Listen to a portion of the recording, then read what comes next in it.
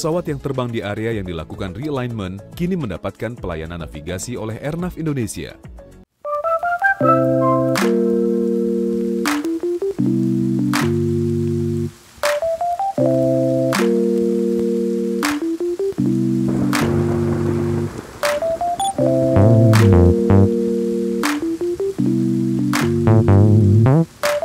Pesawat yang terbang di area yang dilakukan realignment kini mendapatkan pelayanan navigasi oleh Airnav Indonesia. Contohnya, sebelum realignment, bahkan untuk penerbangan domestik seperti Halim ke Matak, harus kontak operator navigasi penerbangan Singapura ketika memasuki Kepulauan Riau. Pada penerbangan internasional, misalnya dari Hong Kong tujuan Jakarta, saat melintas wilayah Indonesia di perairan Natuna, harus kontak operator navigasi penerbangan Singapura. Kemudian baru Airnav Indonesia yang melayani Jakarta Vir.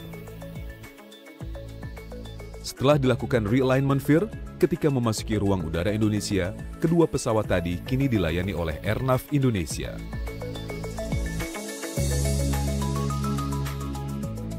Pesawat yang terbang di Jakarta Vir dilayani dengan teknologi satelit dan komunikasi digital.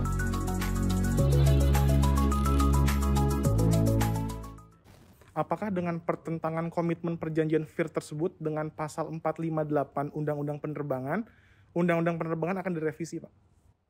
Ya, saya pikir nanti kita lihat Pak Menteri Perhubungan mungkin lihat lagi apa mungkin yang perlu kita sesuaikan di sana. Tapi yang jelas sejak ini ada di kita, kita sekarang sudah memainkan peran kita sebagai negara yang berdaulat untuk mengelola daerah kita sendiri. Tapi tidak boleh lupa bahwa kita ini bertetangga, jadi harus juga membangun kerjasama itu. Satu. Yang kedua, memang betul perjanjian kita bikin 25 tahun. Mereka tadinya ada permintaan lebih lama, tapi saya pikir 25 tahun, nanti kita evaluasi tiap 5 tahun kalau ada yang perlu di sana-sini. Perbaikan-perbaikan penyesuaian untuk kepentingan kedua belah pihak. Terakhir Pak, mungkin untuk menjelaskan kepada publik, kenapa aturan ini hanya berbentuk perpres Pak? Apakah cukup kuat gitu, kemudian apakah ke depannya akan bahkan bisa dijadikan undang-undang? Sebenarnya kalau untuk ini cukup dengan perpres, karena sebenarnya sudah semua aturannya ada. Jadi kemarin kita juga lihat, nah yang menjadi harus dari keputusan dari DPR itu ada dua. Satu ekstradisi, yang kedua Defense Cooperation Agreement.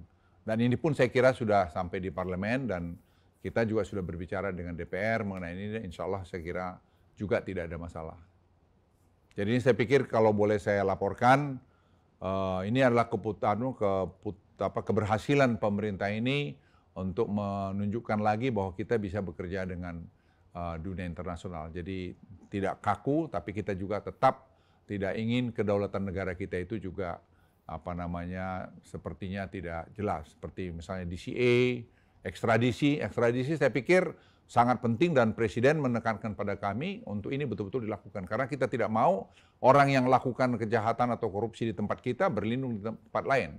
Dan itu saya kira satu keputusan yang sangat-sangat strategis.